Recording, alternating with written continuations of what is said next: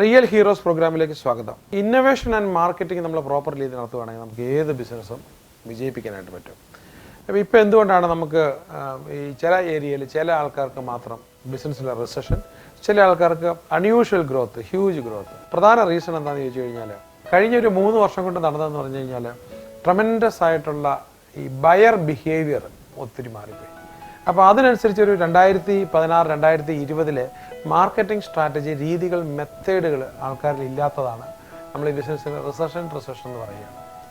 US എടുത്താലും കാനഡയിലെടുത്താലും യൂറോപ്പിലെടുത്തു കഴിഞ്ഞാൽ 60% 1 year കഴിയുമ്പോഴത്തേക്ക് ഒബ്സലേറ്റ് ആയി പോവുക ചെയ്യുന്നത്. അപ്പോൾ എന്താ സംഭവിക്കുന്നത് വെച്ച് കഴിഞ്ഞാൽ ഇപ്പം നീന്താൻ പഠിച്ചിട്ടാൾ നീന്താൻ ഇറങ്ങുന്ന പോലെയോ അതല്ലെങ്കിൽ ഡ്രൈവിംഗ് പഠിച്ചിട്ട് വണ്ടി ഓടിച്ചുകൊണ്ട് പോകുന്ന പോലെ അല്ല പല ആൾക്കാരും. ആദ്യം ഒരു ട്രയൽ നടത്തുക, ഒരു ഐഡിയ ഉണ്ടെങ്കിൽ ഐഡിയ ആയിട്ട് അങ്ങ് ഇറങ്ങുക ചെയ്യുന്നത്.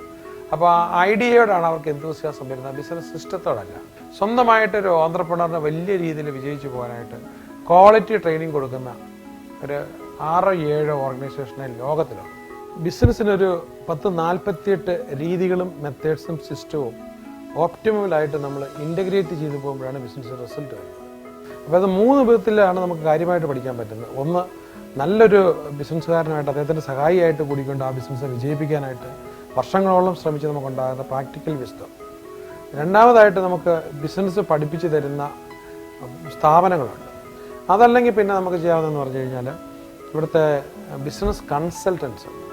അപ്പോൾ നമ്മൾ അവരുടെയൊക്കെ അടുത്ത് പോയൊരു ബിസിനസ്സിനെ കുറിച്ച് അതിൻ്റെ എല്ലാ സാധ്യതകളും നമ്മൾ ഒരു കൺസൾട്ടൻസി പഠിച്ചു വരുമ്പോൾ നമുക്ക് ചുരുങ്ങിയതൊരു മിനിമം ഒരു 60-70 ലക്ഷം രൂപയെങ്കിലും ആകും. പക്ഷേ അതിൻ്റെ ഒരു 4-5 ടൈംസാണ് സാധാരണഗതിയിൽ ആകാവുന്ന ഒരു. അപ്പോൾ ഒരു കൊച്ചു ബിസിനസ്സുകാരനെ സംബന്ധിച്ചിടത്തോളം അത് വഹിക്കാനായിട്ട് പറ്റില്ല. അപ്പോൾ ബിസിനസ്സിനെ കുറിച്ച് പഠിച്ചിട്ട് നമ്മൾ ചെയ്യുക എന്നതാണ് എപ്പോഴും ചെയ്യാനായിട്ട് പറ്റുന്നത്.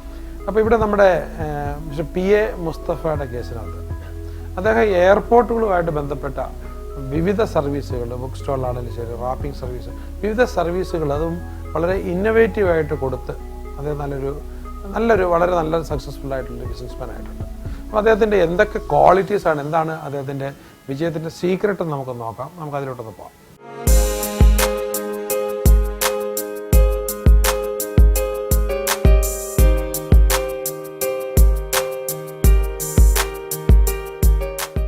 നമസ്കാരം.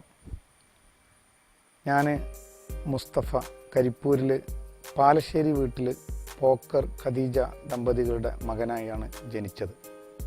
5 വയസ്സിൽ ഉപ്പ മരിച്ചുപോയി. ഏകദേശം 6 വയസ്സായപ്പോൾ ഉമ്മയും മരിച്ചു. എനിക്ക് സഹോദരങ്ങൾ ഉണ്ടായിരുന്നില്ല. ഉപ്പയും ഉമ്മയും മരിച്ചതിന് ശേഷം 30 വർഷങ്ങൾക്ക് ശേഷമാണ് ഈ വീട്ടിലേക്ക് ഞാൻ തിരിച്ചു വരുന്നത്. പിന്നീട് ജീവിതം എൻ്റെ മുമ്പിൽ ഒരുപാട് പാഠങ്ങൾ, ഒരുപാട് അനുഭവങ്ങൾ എനിക്ക് നൽകുകയായിരുന്നു. ഞാനൊരു വിവാഹം കഴിക്കുന്നത് വരെ എൻ്റെ ജീവിതം എന്നത് എന്നെ സംബന്ധിച്ചൊരു വലിയ പഠനം തന്നെയായിരുന്നു. ആ പഠനമാണ് എൻ്റെ ജീവിതത്തിൽ പിന്നീടുണ്ടായിട്ടുള്ള പല പ്രശ്നങ്ങളെയും തരണം ചെയ്യാനും എനിക്ക് സഹായിച്ചിട്ടുള്ളത്. 10 വർഷം സ്കൂളിൽ പഠിച്ചിട്ടും അതിൽ പല വർഷങ്ങളും ഓർഫനേജിൽ പഠിച്ചിട്ടും എന്നെ സംബന്ധിച്ചിടത്തോളം 10ാം ക്ലാസ് പാസ്സാകാൻ സാധിച്ചില്ല. എൻ്റെ സുഹൃത്തുക്കളൊക്കെ കോളേജിൽ പോവുകയും കോളേജ് ഒരു വലിയ ലോകമാണെന്നും കോളേജിൽ പോകുന്നത് വളരെ സന്തോഷമുള്ളൊരു കാര്യമാണെന്നും പല തരത്തിലുള്ള അനുഭവങ്ങളും കോളേജിൽ നിന്ന് കിട്ടാനുണ്ടെന്നും എൻ്റെ സുഹൃത്തുക്കളിൽ നിന്ന് മനസ്സിലായപ്പോഴാണ് ഞാൻ വീണ്ടും 10ാം ക്ലാസ് എഴുതുകയും SSLC പാസ്സാകുകയും പിന്നീട് മഞ്ചേരി NSS കോളേജിൽ പ്രീ ഡിഗ്രി വരെ പഠിക്കുകയും ചെയ്തത്. അതിനുശേഷം ആരുമില്ലാത്തതുകൊണ്ട് കുടുംബങ്ങൾ വിവാഹം കഴിക്കാൻ നിർബന്ധിക്കുകയും തൽക്കാലം വിവാഹം കഴിക്കാൻ താല്പര്യമില്ലാത്തതുകൊണ്ട് ഞാൻ സൗദി അറേബ്യയിൽ ജോലി തേടി പോവുകയും ചെയ്തു. സൗദി അറേബ്യ ഞാൻ ജീവിച്ച കാലം എന്ന് പറയുന്നത് എന്നെ സംബന്ധിച്ചിടത്തോളം അനുഭവങ്ങളുടെ ഒരു നാടായിരുന്നു. അവിടെ നിന്നാണ് ഞാൻ പലതരത്തിലുള്ള ജോലികളും ചെയ്തിട്ടുള്ളത്. ഇറച്ചി വെട്ടുകാരൻ്റെ ജോലി ചെയ്തിട്ടുണ്ട്, ഒരു തുർക്കി ഹോട്ടലിൽ പ്ലേറ്റ് കഴുകുന്ന ജോലി ചെയ്തിട്ടുണ്ട്, മറ്റൊരു ലബനീസ് ഹോട്ടലിൽ ഞാൻ നല്ല സുലൈമാനി ഉണ്ടാക്കി കൊടുക്കുന്ന ജോലി ചെയ്തിട്ടുണ്ട്. ഒരു വർക്ക്ഷോപ്പിൽ ആളുടെ ഹെൽപ്പറായിട്ട് ജോലി ചെയ്തിട്ടുണ്ട്. എയർപോർട്ടിൽ ജോലി ചെയ്തിട്ടുണ്ട്. അവസാനം പോരുന്ന സമയത്ത് അവിടുത്തെ ഒരു സൂപ്പർ മാർക്കറ്റിൽ കാഷ്യറായിട്ടും ജോലി ചെയ്തിട്ടുണ്ട്. ഈ എക്സ്പീരിയൻസ് ആണ് എൻ്റെ ജീവിതത്തിൽ ജോലി ചെയ്യാനും വിവിധ ആളുകളുമായുള്ള ഇടപഴകാനും ഭാഷകളുമൊക്കെ പഠിക്കാൻ എന്നെ സഹായിച്ചിട്ടുള്ളത്. പിന്നീട് നാട്ടിൽ തിരിച്ചു വരികയും വിവാഹം കഴിക്കാനുള്ള വീണ്ടും കുടുംബങ്ങളുടെ ഭാഗത്തു നിന്നുള്ള സമ്മർദ്ദമുണ്ടായപ്പോൾ ഞാനൊരു ജോലി ആരംഭിക്കുന്നതിന് വേണ്ടി എൻ്റെ തൊട്ടടുത്ത എയർപോർട്ടായ കരിപ്പൂർ വിമാനത്താവളത്തിൽ ഒരു ബുക്ക് സ്റ്റാൾ തുടങ്ങുകയാണ് ചെയ്തത്. അന്നത്തെ കാലത്ത് കരിപ്പൂർ വിമാനത്താവളത്തിൽ ആഴ്ചയിൽ 3 വിമാനങ്ങളാണ് വന്നു പോയിരുന്നത്. ഈസ്റ്റ് വെസ്റ്റ് എയർലൈൻസും ജെറ്റ് എയർവേസും. ആഴ്ചയിൽ 3 ദിവസം ബോംബെയിലേക്ക് മാത്രം സർവീസ് നടത്തുന്ന ഒരു ചെറിയ എയർപോർട്ടായിരുന്നു കാലിക്കറ്റ് ഇൻ്റർനാഷണൽ എയർപോർട്ട് ഇന്ന് നമ്മൾ കാണുന്നത്. ആ എയർപോർട്ടിലൊരു ബുക്ക് സ്റ്റാൾ തുടങ്ങിക്കൊണ്ടാണ് ഞാൻ എൻ്റെ ബിസിനസ് ജീവിതം ആരംഭിക്കുന്നത്. 25 വർഷങ്ങൾക്ക് മുമ്പാണത്. ആ ബുക്ക് സ്റ്റാളിൽ നിന്ന് ഏകദേശം 10 വർഷത്തിനകത്ത് തന്നെ സൗത്ത് ഇന്ത്യയിലെ വിവിധ എയർപോർട്ടുകളിൽ വേർഡ്സ് ആൻഡ് വർത്ത് എന്ന പേരിൽ ബ്രാൻഡഡ് ആയിട്ടുള്ള ബുക്ക് ഷോപ്പുകളുടെ ഔട്ട്ലെറ്റുകൾ എനിക്ക് തുറക്കാൻ സാധിച്ചു. അതുപോലെ തന്നെ എയർപോർട്ടിലെ കൊമേഴ്ഷ്യൽ കോൺട്രാക്ടർ എന്നുള്ള നിലയിൽ വിവിധ മേഖലകളിൽ എനിക്ക് എത്തിപ്പെടാനും സാധിച്ചു. Baggage wrapping service, trolley, advertisement, retrieval, comfort station, snack bar, TR stall, അങ്ങനെ പലതരത്തിലുള്ള എയർപോർട്ട് സർവീസുകളും ഇന്ന് പാം എയർപോർട്ട് സർവീസസ് ചെയ്തുകൊണ്ടിരിക്കുന്നുണ്ട്. അതിനുശേഷം ഞാനൊരു എഡ്യൂക്കേഷൻ മെറ്റീരിയൽസ് വിൽക്കുന്ന ഒരു സൂപ്പർ മാർക്കറ്റ് ആദ്യമായി എയർപോർട്ടിന് പുറത്ത് ആരംഭിക്കുന്നത് 8 വർഷങ്ങൾക്ക് മുമ്പാണ്. അതിലേറ്റവും കൂടുതൽ എന്നെ സഹായിച്ചിട്ടുള്ളത് വളരെ ചെറുപ്പം മുതൽ തന്നെ ഏതോ അർത്ഥത്തിൽ അക്കാഡമിക്കൽ കാര്യങ്ങൾ പഠിക്കുന്നില്ലെങ്കിൽ പോലും പൊതുവായ വായനാശീലം എനിക്കുണ്ടായിരുന്നു.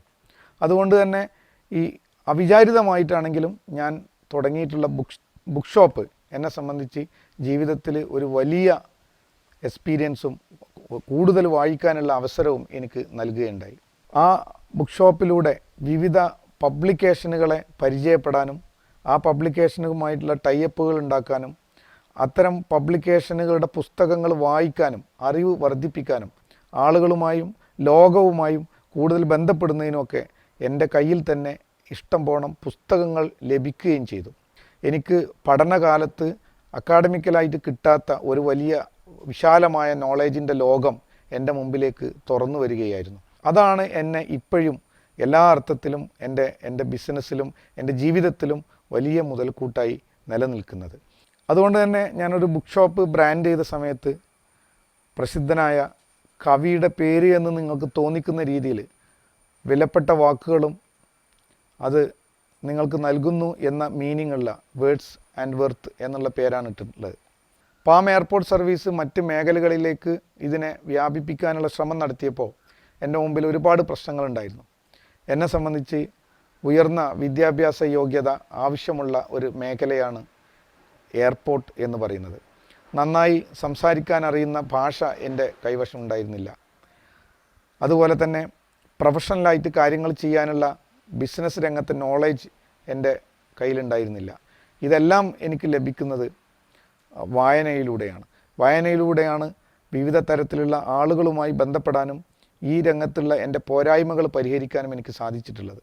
അതുകൊണ്ട് തന്നെ എയർപോർട്ടിൽ പരാജയപ്പെട്ട കുറേ ബിസിനസ്സുകളെ വീണ്ടും ഒരു ലാഭകരമായ അവസ്ഥയിലേക്ക് എത്തിക്കാൻ എന്നെ ഈ വായന സഹായിച്ചിട്ടുണ്ട്. എയർപോർട്ടിൻ്റെ പുറത്ത് ആദ്യമായി ഒരു ബിസിനസ് ഞാൻ ആരംഭിക്കുന്നത് 8 വർഷങ്ങൾക്ക് മുമ്പ് കുണ്ടോട്ടിയിലാണ്. ആദ്യമായി സ്കൂൾ എഡ്യൂക്കേഷൻ മെറ്റീരിയൽസും അതുപോലെ തന്നെ ഓഫീസ് സ്റ്റേഷനറിയും ട്രോഫി മെമെൻറ്റോസും ഒക്കെ ഉൾപ്പെടുത്തിയുള്ള ഒരു സൂപ്പർ മാർക്കറ്റ് ആരംഭിക്കുന്നത്.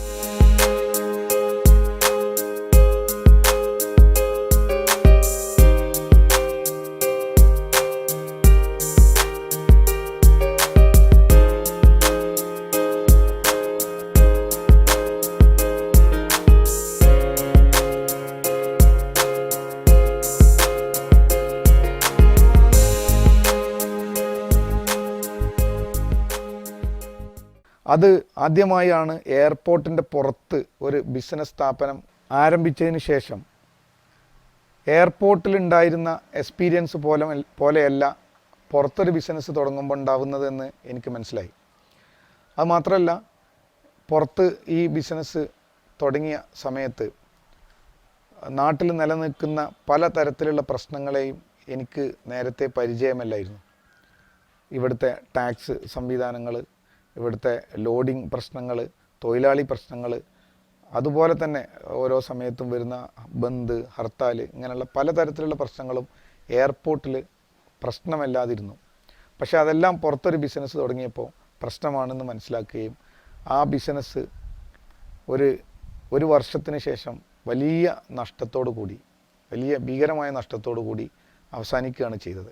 പക്ഷേ ആ ബിസിനസ് സ്ഥാപനം ഞങ്ങൾ അവസാനിപ്പിക്കാതെ ആ ബിസിനസ്സിൽ ഒരു ഇനമായിരുന്ന, ഏറ്റവും വളരെ ചെറിയ ഇനമായിരുന്ന ട്രോഫി, മെമൻറ്റോ, അവാർഡ്, സോവനീർ പോലുള്ള കാര്യങ്ങളുടെ ഒരു കോർണറിൽ മാത്രം ചെയ്തിരുന്ന ഒരു ബിസിനസ്സാണത്. അത് ഒരു വലിയ മേഖല അതിനു വേണ്ടി ഉണ്ട് എന്നും അതിന് നന്നായി ചെയ്യുമെങ്കിൽ അതിന് ആളുകൾ വളരെ ഡിമാൻഡാണെന്നും മനസ്സിലാക്കുകയും ആ ഷോപ്പിനെ അതിലേക്ക് കേന്ദ്രീകരിച്ച് കൊണ്ടുവരികയും ആ ഇടക്ക് പലതരത്തിലുള്ള മാനേജ്മെൻറ്റ് പുസ്തകങ്ങളിൽ നിന്നും കിട്ടിയ അറിവ് വെച്ചുകൊണ്ട് എങ്ങനെ ഈ ചെലവ് ചുരുക്കിക്കൊണ്ട് ലാഭം കൂട്ടിക്കൊണ്ട് റീറ്റെയിൽ ബിസിനസ്സിനെ നിലനിർത്താമെന്ന് പഠിക്കുകയും അതിൽ ഏറ്റവും ലാഭകരമായത് നിലനിർത്തുകയും നഷ്ടമുണ്ടാക്കുന്ന ബിസിനസ്സുകൾ കട്ട് ചെയ്യുകയും ചെയ്യുന്ന മെത്തേഡ് സ്വീകരിച്ചുകൊണ്ട് അതിൽ ലാഭം ഉണ്ടായിരുന്ന ട്രോഫി, മെമൻറ്റോ, അവാർഡുകളും ചെയ്യുന്ന ബിസിനസ്സിലേക്ക് അത് ചുരുക്കുകയാണ് ചെയ്തത്. അങ്ങനെ നന്നായി നടന്നിരുന്ന ആ ബിസിനസ്സിലേക്ക് നമ്മുടെ ശ്രദ്ധ കൊണ്ടുവരികയും ആ ബിസിനസ്സിനെ പരിപോഷിപ്പിക്കാൻ ശ്രമിക്കുകയും ചെയ്തു. അതിന് പലതരത്തിലുള്ള അറിവുകളും നമ്മളെ സഹായിച്ചിട്ടുണ്ട്. ആ ബിസിനസ് നന്നായി നിലനിർത്തി അതിൽ വേണ്ടിയുള്ള സാധനങ്ങൾ ഉൾപ്പെടുത്തുകയും ചെയ്തപ്പോൾ അതിന് ധാരാളം കസ്റ്റമർ വരികയും അങ്ങനെ പതുക്കെയാണെങ്കിലും അവർക്ക് വേണ്ടി സാധനങ്ങൾ ഹോൾസെയിലായി കൊടുക്കുന്നതിന് വേണ്ടിയുള്ള സംരംഭം തുടങ്ങുകയും ചെയ്തു. അതുമായി ബന്ധപ്പെട്ട മെറ്റീരിയലുകളും പ്രൊഡക്റ്റുകളും കേരളത്തിൽ ആരെങ്കിലും ഉൽപ്പാദിപ്പിക്കുന്നുണ്ടോ എന്ന് പഠിക്കുകയും ചെയ്തതിന് ശേഷം നമുക്ക് കിട്ടിയ ഒരു നോളേജ് എന്ന് പറയുന്നത് ഈ സാധനങ്ങൾ മൊത്തം, ഈ പ്രൊഡക്റ്റുകൾ മൊത്തം നോർത്ത് സൈഡിൽ നിന്നാണ് കേരളത്തിലേക്ക് വന്നുകൊണ്ടിരിക്കുന്നത്. അങ്ങനെ ആ രംഗത്ത് ഒരു പഠനം നടത്തുകയും വിദേശ രാജ്യങ്ങളിൽ, പ്രത്യേകിച്ച് ചൈന, ഫാർ ഈസ്റ്റ് രാജ്യങ്ങളിലൊക്കെ ഇതുമായി ബന്ധപ്പെട്ട് യാത്ര ചെയ്യുകയും അങ്ങനെ ഒരു സംരംഭം തുടങ്ങിയാൽ അതിന് സാധ്യത ഉണ്ട് എന്ന് മനസ്സിലാക്കുകയും ചെയ്തതിന് ശേഷം കേരളത്തിൽ ഇതിൻ്റെ ഒരു ഉൽപ്പാദനം തുടങ്ങുകയാണ് ചെയ്തത്. ഇതിൻ്റെ പ്രൊഡക്ഷനുമായി ബന്ധപ്പെട്ട് എല്ലാ മെഷീനറികളും നമ്മുടെ ഇവിടെ അവൈലബിൾ അല്ലാത്തതുകൊണ്ട് ആവശ്യമായ മെഷീനറികൾ നമ്മൾ പുറം നാടുകളിൽ നിന്ന് ഇമ്പോർട്ട് ചെയ്യുകയാണ് ചെയ്തിട്ടുള്ളത്. ഇപ്പോൾ എല്ലാ അർത്ഥത്തിലും ഏത് ലെവലിലും പ്രൊഡക്ഷൻ ചെയ്യാവുന്ന രീതിയിലുള്ള ഫുൾ മെക്കനൈസ്ഡ് ആയിട്ടുള്ള ഒരു ഫാക്ടറി ഞങ്ങൾ ആരംഭിച്ചിട്ടുണ്ട്. സൗത്ത് ഇന്ത്യയിൽ ഏകദേശം എല്ലാ സ്റ്റേറ്റിലേക്കും ഇതുമായി ബന്ധപ്പെട്ട പ്രൊഡക്റ്റുകൾ സപ്ലൈ ചെയ്തുകൊണ്ടിരിക്കുന്നുണ്ട്. വരും കാലങ്ങളിൽ ഈ ആവശ്യാർത്ഥം ഏത് ലെവലിലും സാധനങ്ങൾ സപ്ലൈ ചെയ്യാനും ബ്രാൻഡ് ചെയ്ത് കസ്റ്റമൈസ് ചെയ്തുകൊണ്ട് ഏതൊരു ഫങ്ഷനുകളിലേക്കും ആവശ്യമായ സാധനങ്ങൾ കസ്റ്റമൈസ് ചെയ്തുകൊണ്ട് കൊടുക്കാവുന്ന രീതിയിലുള്ള മെഷീനറികൾ ഇൻസ്റ്റാൾ ചെയ്തിട്ടുണ്ട്. ട്രെയിൻഡ് ആയിട്ടുള്ള ജോലിക്കാർ അതിനു വേണ്ടി വർക്ക് ചെയ്യുന്നുണ്ട്. ഇപ്പോൾ 5ഓളം റീറ്റെയിൽ ഔട്ട്ലെറ്റുകൾ പാം ഈ ഈസി മാർട്ട് എന്ന പേരിൽ ഗോവയിൽ, കോയമ്പത്തൂർ, മംഗലാപുരത്ത്, അതുപോലെ തന്നെ കേരളത്തിലും ഉണ്ട്. അടുത്ത ഒരു വർഷത്തിനുള്ളിൽ 50ഓളം ഫ്രാഞ്ചൈസികൾ എന്നാണ് ഇപ്പോൾ പ്ലാൻ ചെയ്യുന്നത്. ഇതുമായി ബന്ധപ്പെട്ട് വിദേശ രാജ്യങ്ങളിൽ ലഭ്യമാകുന്ന രീതിയിലുള്ള ഏത് ലെവലിലുള്ള സാധനങ്ങളും നിർമ്മിക്കാൻ ആവശ്യമായ സെറ്റപ്പോട് കൂടിയുള്ള ഫാക്ടറിയാണ് ഞങ്ങൾ ആരംഭിച്ചിട്ടുള്ളത്. കേരളത്തിൽ 50ഓളം റീറ്റെയിൽ ഔട്ട്ലെറ്റുകൾ ആരംഭിക്കണമെന്ന് ഞങ്ങൾ പ്ലാൻ ചെയ്യുന്നുണ്ട്. റീറ്റെയിൽ രംഗത്ത് പ്രവർത്തിക്കുന്ന ആളുകൾക്ക് വേണ്ട ട്രെയിനിങ്, അവർക്ക് വേണ്ട പരിശീലനങ്ങൾ, ഇതുമായി ബന്ധപ്പെട്ട് അവർക്ക് ആവശ്യമായ മെറ്റീരിയലുകൾ അത് വിദേശത്തു നിന്ന് ഇമ്പോർട്ട് ചെയ്തുകൊണ്ട് നൽകാൻ വേണ്ടി ഞങ്ങൾ തയ്യാറാണ്. ഞങ്ങൾ ഉപയോഗിക്കുന്ന മെറ്റീരിയലുകളുടെ ക്വാളിറ്റി വിദേശ രാജ്യങ്ങളിൽ ഏറ്റവും നല്ല രീതിയിൽ ലഭ്യമാകുന്ന, ഏറ്റവും നല്ല പ്ലേറ്റിംഗ് ഉള്ള, ഏറ്റവും നല്ല മെറ്റീരിയലുകളാണ് ഞങ്ങൾ ഇമ്പോർട്ട് ചെയ്യുന്നത്.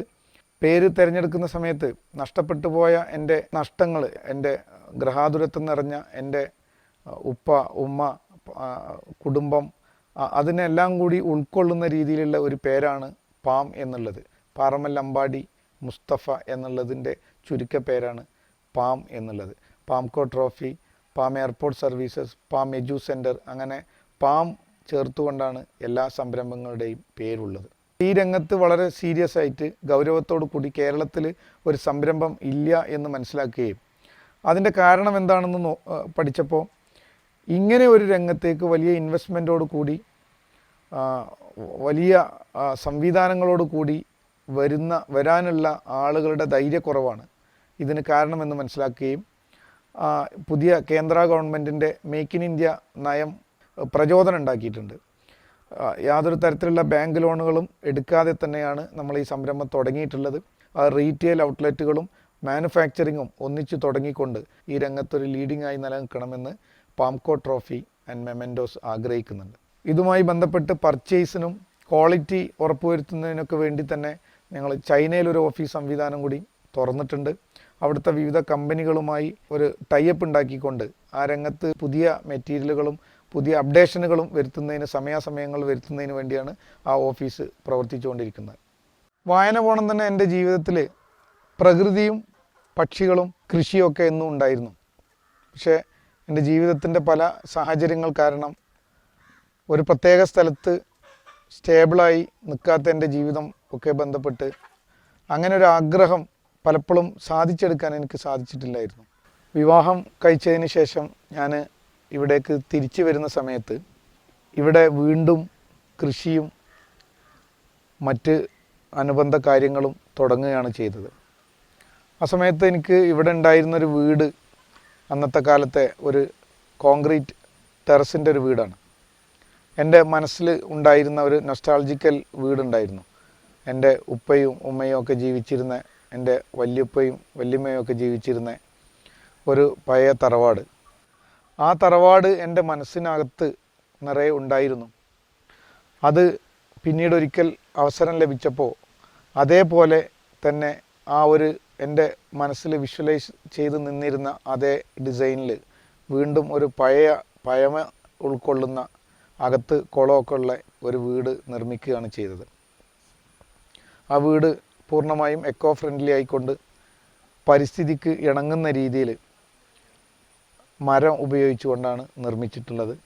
ഞാൻ വിവാഹം കഴിച്ചിട്ടുള്ളത് എടത്തള കൊറ്റശ്ശേരി എന്ന് പറയുന്ന കുന്നംപുറത്തെ കുടുംബത്തിൽ നിന്ന് ഷബ്ജ എന്ന പേരുള്ള ഒരു കുട്ടിയാണ് ഞാൻ വിവാഹം കഴിച്ചിട്ടുള്ളത്. ഈ സന്ദർഭത്തിൽ എൻ്റെ വൈഫ് എൻ്റെ കൂടെ ഇപ്പോൾ ഇല്ല. അവളുടെ ഫാമിലി എല്ലാം ഹജ്ജിന് പോകുന്ന സമയമായതുകൊണ്ട് അവളും കൂടി ഹജ്ജിന് പോയിരിക്കുകയാണ്. കുട്ടികളും ഞാനും മാത്രമാണ് ഇപ്പോൾ ഉള്ളത്. എൻ്റെ എല്ലാ പ്രതിസന്ധികളിലും പ്രശ്നങ്ങളിലും ഒക്കെ എനിക്ക് വളരെ കരുത്ത് പകർന്ന് കൊണ്ട് എൻ്റെ കൂടെ ഉണ്ടായിരുന്നത് എൻ്റെ വൈഫാണ്. എനിക്ക് 4 കുട്ടികളാണുള്ളത്. ഹനീന, നിഹാദ്, നബാഹ്, നസൽ. ബിസിനസ്സിനോടും കൃഷിനോടും ഒക്കെയുള്ള എൻ്റെ ഒരു താല്പര്യത്തിൽ എൻ്റെ കൂടെ നിൽക്കുന്നു എന്നുള്ളത് തന്നെയാണ് ഒരു വലിയ സപ്പോർട്ടീവായിട്ട് എനിക്ക് ഉള്ളത്. ഞാൻ ചെയ്യുന്ന പല സംരംഭങ്ങളും പരമ്പരാഗതമായി ചെയ്യുന്ന ബിസിനസ് രംഗത്തായാലും മറ്റു രംഗത്തായാലും സാമ്പ്രദായികമായി ചെയ്യുന്ന രീതികൾക്ക് അപ്പുറത്ത് ഏതെങ്കിലും അർത്ഥത്തിൽ പുതുമ നിറഞ്ഞതോ അല്ലെങ്കിൽ വ്യത്യസ്തവുമായ പ്രൊജക്റ്റുകളാണ് ചെയ്യാൻ ഇഷ്ടപ്പെടാറ്. ആ രംഗത്ത് എൻ്റെ കുടുംബത്തിൻ്റെ സപ്പോർട്ട് എനിക്ക് വലിയ ഒരു ധൈര്യം തന്നെയാണ് നൽകുന്നത്. അതുപോലെ തന്നെ പുതിയ ഒരു സംരംഭം എന്നുള്ള നിലക്ക് ശുദ്ധമായ പച്ചക്കറികൾ കഴിക്കണമെന്ന് അവരുടെ നഷ്ടപ്പെട്ടു പോയ അവരുടെ കുളങ്ങളും അവരുടെ എന്താ പറയുക അരുവികളും ആ അരുവികളിലൊക്കെ ഓടിക്കളിക്കുന്ന പരൽ മത്സ്യങ്ങളുമൊക്കെ വീണ്ടും കാണാനുള്ള അവരുടെ ഒരു ആഗ്രഹമൊക്കെ എല്ലാവർക്കും ഉണ്ടായി വന്നിട്ടുണ്ട്. അപ്പോൾ അതുമായി ബന്ധപ്പെട്ട ഒരു പ്രൊജക്റ്റ് മൺ വീടുകളിൽ താമസിക്കാനും അരുവികളിൽ നിന്ന് മീൻ പിടിക്കാനും ഫ്രൂട്ട്സുകളൊക്കെ മരത്തിൽ കയറി പറിച്ച് കഴിക്കാനും ഒക്കെ ഉള്ള തരത്തിലുള്ള ഒരു പ്രൊജക്റ്റാണ് നമ്മൾ ചെയ്തുകൊണ്ടിരിക്കുന്നത്. എല്ലാ തരത്തിലുള്ള ഫ്രൂട്ട്സുകളും എല്ലാ തരത്തിലുള്ള കേരളത്തിൻ്റെ തനിമയാർന്ന നമ്മുടെ നമ്പ്യാർവട്ടവും ചെമ്പരുത്തിയും അങ്ങനെ നമ്മുടെ എരഞ്ഞിപ്പൂവും നമ്മുടെ പാലമരവും ഒക്കെ ഉൾക്കൊള്ളുന്ന എല്ലാ തരത്തിലുള്ള നമ്മുടെ ഒരു മിനിയേച്ചർ കുളങ്ങളുള്ള അരുവികളുള്ള മൺകുടിലുകളുള്ള എന്നാൽ ഇഷ്ടംപോലെ ഫ്രൂട്ട്സുകളുള്ള പലതരത്തിലുള്ള കേരളീയമായ സംഗതികൾ ഉൾക്കൊള്ളുന്ന ഒരു പ്രദേശം, ഒരു 5 ഏക്കറയോളം വരുന്ന ഒരു പ്രദേശത്തെ അങ്ങനെ ഡെവലപ്പ് ചെയ്തിട്ട് അതിൽ വന്ന് താമസിക്കാനും അത് അനുഭവിക്കാനും പഠിക്കാനും പറ്റുന്ന ഒരു പ്രൊജക്റ്റാണ് പാമിൻ്റെ ഒരു അടുത്ത പ്രൊജക്റ്റ് എന്നുള്ളത്. ആ പ്രൊജക്റ്റ് ഒരു 3 വർഷങ്ങൾക്കകം തന്നെ പൂർണ്ണ രീതിയിൽ സജ്ജമാകുമെന്നാണ് പ്രതീക്ഷിക്കുന്നത്. നിങ്ങളുടെ ഇഷ്ടത്തിനനുസരിച്ച്, നിങ്ങളുടെ കൺസെപ്റ്റ് അനുസരിച്ചുള്ള അവാർഡുകളും ട്രോഫികളും കോർപ്പറേറ്റ് ഗിഫ്റ്റുകളും ഡിസൈൻ ചെയ്യുന്നതിന് വേണ്ടി ഒരു സെൻട്രലൈസ്ഡ് ഡിസൈനിങ് സിസ്റ്റവും അതിന് അനുബന്ധമായ ഒരു മാനുഫാക്ചറിങ് സംവിധാനവുമാണ് ഈ രംഗത്ത് ഞങ്ങളുടെ ഒരു പുതിയ കാൽവെപ്പ്. കേരളീയമായ ഉൽപ്പന്നങ്ങൾ മെമൻറ്റോ രീതിയിൽ ഉണ്ടാക്കുകയും അതിന് വ്യത്യസ്തമായ കേരളീയമായ അതിൻ്റെ ഒരു സ്റ്റൈലും കേരളീയമായ രൂപവുമൊക്കെ നൽകിക്കൊണ്ട് ഇൻ്റർനാഷണൽ മാർക്കറ്റിലേക്ക് എക്സ്പോർട്ട് ചെയ്യണമെന്ന് ഞങ്ങൾ ആഗ്രഹിക്കുന്നുണ്ട്. അതിനുവേണ്ടിയുള്ള പ്രാഥമികമായ നടപടികൾ തുടങ്ങിക്കഴിഞ്ഞിട്ടുണ്ട്. ഈ രംഗത്ത് താല്പര്യമുള്ള ചെറുകിട യൂണിറ്റുകൾക്ക് ആവശ്യമായ മെറ്റീരിയലുകൾ, ചെറിയ മിഷനറികൾ, അതുമായി ബന്ധപ്പെട്ട ട്രെയിനിങ്ങുകൾ എല്ലാം ഞങ്ങൾ പ്രൊവൈഡ് ചെയ്യുന്നുണ്ട്. ഒരു സിംഗിൾ വിൻഡോ എന്നുള്ള നിലക്ക് എല്ലാ ടോട്ടൽ സൊല്യൂഷനും ഞങ്ങൾ പ്രൊവൈഡ് ചെയ്യുന്നുണ്ട്. അതുമായി ബന്ധപ്പെട്ട താല്പര്യമുള്ള ആളുകൾക്ക് ഞങ്ങളെ സമീപിക്കാവുന്നതാണ്. ഞങ്ങൾ അതുമായി ബന്ധപ്പെട്ട എല്ലാ തരത്തിലുള്ള അതുമായി ബന്ധപ്പെട്ട മുഴുവൻ കാര്യങ്ങളും ഞങ്ങൾ തന്നെ നൽകുന്നതാണ്. പാംകോ ട്രോഫീസ് ആൻഡ് മൊമെൻറ്റോസ് ഏതു തരത്തിലുള്ള ഉപഭോക്താവിനും ആവശ്യമായ ട്രോഫികളും മൊമെൻറ്റോകളും ഉൽപ്പാദിപ്പിക്കുവാൻ സുസജ്ജമാണ് Palmco. Laser cutting, copper engraving, acrylic laser cutting, laser photo engraving, laser wooden engraving, metal engraving, model making എന്നിവയ്ക്കുള്ള അത്യാധുനികവും സുസജ്ജവുമായ ഒരു സ്ഥാപനമായി മാറിക്കഴിഞ്ഞിരിക്കുന്നു ഇന്ന് പാംകോ. വിജയൻ സാറെ കുറിച്ച് പറയുകയാണെങ്കിൽ വളരെ ശാസ്ത്രീയമായി ബിസിനസ് പഠിക്കാത്ത ഒരാളാണ് ഞാൻ. എൻ്റെ ഈ ബിസിനസ്സുകളെ വളരെ ശാസ്ത്രീയമായി സംവിധാനങ്ങൾ ഒരുക്കുന്നതിനും കൊണ്ടുവരുന്നതിനും വേണ്ടി വിജയൻ സാറുടെ ബില്ലനെയർ മൈൻഡ് സെറ്റ് എന്ന് പറയുന്ന ക്ലാസ് എനിക്ക് വളരെ പ്രയോജനപ്പെട്ടിട്ടുണ്ട്. അദ്ദേഹത്തിൻ്റെ ആ ഒരു ക്ലാസ്സിലൂടെയാണ്, അദ്ദേഹത്തിൻ്റെ ഉപദേശത്തിലൂടെയാണ് ഈ തരത്തിലുള്ള ശാസ്ത്രീയമായ രീതിയിൽ എൻ്റെ ബിസിനസ്സുകളെ എനിക്ക് പരുവപ്പെടുത്തിയെടുക്കാൻ സഹായിച്ചിട്ടുള്ളത്. അതിൽ ഞാൻ വിജയൻ സാറിനോട് വളരെ കടപ്പെട്ടിരിക്കുന്നു. മിസ്റ്റർ PA മുസ്തഫയുടെ ബിസിനസ് വിജയത്തിലേക്ക് ഞാനൊന്ന് നോക്കിയുണ്ടായി. അദ്ദേഹത്തിൻ്റെ ഏറ്റവും വലിയ ക്വാളിറ്റി കണ്ടത് എക്സലൻ്റ് റിലേഷൻഷിപ്പ്. അദ്ദേഹം വളരെ ട്രസ്റ്റ് വർത്തിയാണ്. ജനങ്ങൾക്കെല്ലാം അദ്ദേഹമായിട്ട് ഡീൽ ചെയ്തിട്ടുള്ളവർക്കെല്ലാം വളരെ ട്രസ്റ്റ് വർത്തിയായിട്ട് പറയുന്നുണ്ട്. അപ്പോൾ ഈ ബിസിനസ്സിലെ ഏറ്റവും വലിയ ക്യാപിറ്റൽ എന്ന് പറയുന്നത് നമുക്ക് ബാങ്കിൽ നിന്ന് കിട്ടുന്ന പണമോ നമ്മൾ മുടക്കുന്നതല്ല, ആൾക്കാരുടെ വിശ്വാസമാണ്. നമ്മൾ അവരെ സഹായിക്കും, അവരുടെ കൂടെ ഉണ്ട് എന്നുള്ളൊരു പൂർണ്ണ വിശ്വാസം. The trust, the speed of trust എന്ന് പറഞ്ഞൊരു ബുക്ക് തന്നെയുണ്ട്. അപ്പോൾ എപ്പോഴും ട്രസ്റ്റ് ഉണ്ടെങ്കിൽ ബിസിനസ്സിൻ്റെ ആ ഒരു സ്പീഡ് പെട്ടെന്ന് കൂടും. അപ്പോൾ ചില ബിസിനസ്സുകൾ നിയമത്തിൻ്റെ ഷോർട്ട് കട്ട് വെച്ചിട്ട് പലപ്പോഴും നിയമത്തിൻ്റെ എല്ലാ വശങ്ങളും കംപ്ലൈ ചെയ്യത്തില്ല. അപ്പോൾ അങ്ങനെ കംപ്ലൈ ചെയ്യാതെ വരുമ്പോഴത്തേക്കും പിന്നീട് തൽക്കാലത്തേക്ക് നേട്ടമായിരിക്കും, പിന്നീട് വരുമ്പോഴത്തേക്ക് അവർക്ക് ഒരുപാട് പ്രോബ്ലം ഉണ്ടായിക്കൊണ്ടിരിക്കുന്നുണ്ട്. അതുപോലെ പേഴ്സണൽ ടോക്കിൽ മിസ്റ്റർ PA മുസ്തഫ എൻ്റെ അടുത്ത് പറയുകയുണ്ടായി, അദ്ദേഹത്തിൻ്റെ അടുത്ത ആംബിഷൻ കിടക്കുന്നത് ലോകത്തിലെ ഏറ്റവും നല്ല ടെക്നോളജി ഉപയോഗിച്ചിട്ട് ഫാമിങ്ങിൻ്റെ മേഖലയിൽ നല്ല ലാഭത്തിലും ചെയ്യാനായിട്ട് പറ്റുന്ന കാർഷിക മേഖല അദ്ദേഹം മനസ്സിലാക്കിയിരിക്കുന്നത്. അതിലേക്ക് പോവുക, വലിയ രീതിയിൽ അത് ചെയ്യുക എന്നുള്ളതാണ് എൻ്റെ അടുത്ത് അംബിഷൻ പറഞ്ഞത്.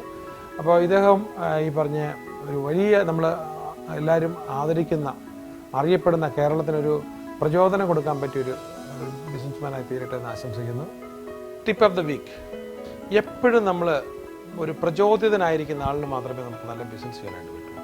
അപ്പോൾ ഏതെങ്കിലും ഒരു പരിശീലനത്തിലോ അല്ലെങ്കിൽ ഒരു സിസ്റ്റത്തിലോ പോയി നമ്മളുടെ മനസ്സിലെ തെറ്റിദ്ധാരണകളും ഇരുട്ടും ബാഡ് ഇമോഷൻസും എല്ലാം അകത്തി നമ്മുടെ മനസ്സിൽ ബിസിനസ്സിന് വലിയ വിജയം ഉണ്ടാക്കാനായിട്ടൊരു പ്രചോദനം കൊടുത്തു കഴിഞ്ഞാൽ ലോകം മുഴുവൻ വെട്ടിപ്പിടിക്കാനുള്ള ഒരു ഫീലിംഗ് മനസ്സിൽ അതിനുള്ള കപ്പാസിറ്റി ഉണ്ടെന്ന് നമുക്ക് തോന്നും. പക്ഷേ ഒരു 2-3 ദിവസം കഴിയുമ്പോഴത്തേക്ക് കപ്പാസിറ്റി കുറഞ്ഞ് വന്ന് അത് അവസാനം 0യിലേക്ക് വരും, ആൾ ഡിപ്രസ്ഡ് ആവും. ഇത് മിക്കവാറും ബിസിനസ്സുകാർക്ക് എല്ലാം ഉള്ളൊരു സംഭവമാണ്. അപ്പോൾ ഒരിക്കലും നിങ്ങൾ പ്രചോദനമായി അകത്ത് നല്ല വെളിച്ചം വീണ് ഡിപ്രഷനെല്ലാം മാറിക്കഴിഞ്ഞാൽ പിന്നെ അപ്പോൾ ഒരു റൂമിൽ ഇരുട്ടുള്ള മുറിയിൽ നമ്മളൊരു നിലവിളക്ക് കത്തിച്ച് വെച്ചതുപോലെയാണ്, നല്ല വെളിച്ചം അവിടെ പടരാൻ തുടങ്ങി. പക്ഷേ അതിൻ്റെ കൂട്ടത്തിൽ നെക്സ്റ്റ് ഡേ വീണ്ടും നമ്മളതിനകത്ത് ഓയിൽ ഒഴിക്കണം, എണ്ണ പകർന്നെങ്കിലേ പറ്റുള്ളൂ. അപ്പോൾ ഞാൻ അതുകൊണ്ട് ഉദ്ദേശിക്കുന്നത് വെച്ചാൽ നമ്മൾ 20 പേജെങ്കിലും ദിവസം പ്രചോദിപ്പിക്കുന്ന പുസ്തകങ്ങൾ വായിച്ച് ഒരു 3 നല്ല ആശയങ്ങൾ എല്ലാ ദിവസവും ഉള്ളിൽ ഇട്ടുകൊണ്ടിരിക്കുകയാണ്. നമ്മൾ വൈകുന്നേരം വരെ ഒരു ക്ഷീണവും പ്രയാസവും ഒന്നും വരത്തില്ല, നല്ല രീതിയിൽ നമുക്ക് പ്രചോദിതനായിരിക്കാൻ പറ്റും. പക്ഷെ പിറ്റേ ദിവസം രാവിലെ നമ്മൾ ഈ എണ്ണ ഒഴിക്കേണ്ടതുണ്ട് വിളക്കിൽ, അടുത്ത ദിവസം രാവിലെ ഉണ്ട്, 6 മാസം കഴിഞ്ഞാൽ നമ്മൾ എണ്ണ ഒഴിച്ചുകൊണ്ടിരിക്കും. എന്നാണോ എണ്ണ ഒഴിക്കാൻ നിർത്തുന്നത്, what I mean, നമ്മൾ പ്രചോദിപ്പിക്കുന്ന ആശയങ്ങൾ മനസ്സിലിടുന്ന, പ്രചോദിപ്പിക്കുന്ന പുസ്തകങ്ങൾ വായിക്കുന്നതും പ്രചോദിപ്പിക്കുന്ന ആൾക്കാരുമായിട്ട് കാണുന്നതും പ്രചോദനം കിട്ടുന്ന മേഖലകളിൽ പോകുന്നതും ആയിട്ടുള്ള രീതി നിർത്തുമ്പോൾ നമ്മളിലുള്ള ഈ വെളിച്ചം ഇല്ലാതാകുന്നു. അപ്പോൾ ആ വെളിച്ചം എപ്പോഴും എലൈവായിരിക്കണം. നിങ്ങളെ തന്നെ മോട്ടിവേറ്റ് ചെയ്യുക, പ്രചോദിപ്പിക്കുക എന്നുള്ളതാണ് നിങ്ങൾക്ക് ചെയ്യാവുന്ന ഏറ്റവും നല്ല കർമ്മം. അനാഥ ബാല്യത്തിൽ പുസ്തകങ്ങളെ ദൈവമായി കണ്ട് വായനയിലൂടെ ലോകത്തെ അടുത്തെറിഞ്ഞ് പുസ്തകങ്ങളിൽ നിന്നും ലഭിച്ച അറിവിനെ സ്വാംശീകരിച്ച് അവയിലെ അന്തസത്തെ ഉൾക്കൊണ്ട് സ്വജീവിതത്തിൽ പ്രാവർത്തികമാക്കി അവ അക്ഷരത്തെറ്റില്ലാതെ നടപ്പിലാക്കി തൻ്റെ നഷ്ടപ്പെട്ട ബാല്യം കുടുംബത്തിന് വേണ്ടി പുനഃസൃഷ്ടിച്ച് ജീവിത വിജയത്തിൻ്റെ വഴിത്താരയിൽ സ്വന്തമായ പാത കണ്ടെത്തി മുന്നേറുന്ന ശ്രീ PA മുസ്തഫയ്ക്ക് എല്ലാവിധ ആശംസകളും നേരാം. അഭിഭാഷക വൃത്തി ഉപേക്ഷിച്ച് ചെറിയ സംരംഭത്തിൽ തുടങ്ങി ഇന്ന് 700-ലധികം തൊഴിൽ സാധ്യതകൾ നൽകി വ്യവസായ മേഖലയിൽ 100 മേനി കൊയ്ത ഒരു വ്യത്യസ്ത വ്യക്തിത്വവുമായി റിയൽ ഹീറോസ് അടുത്തയാഴ്ച.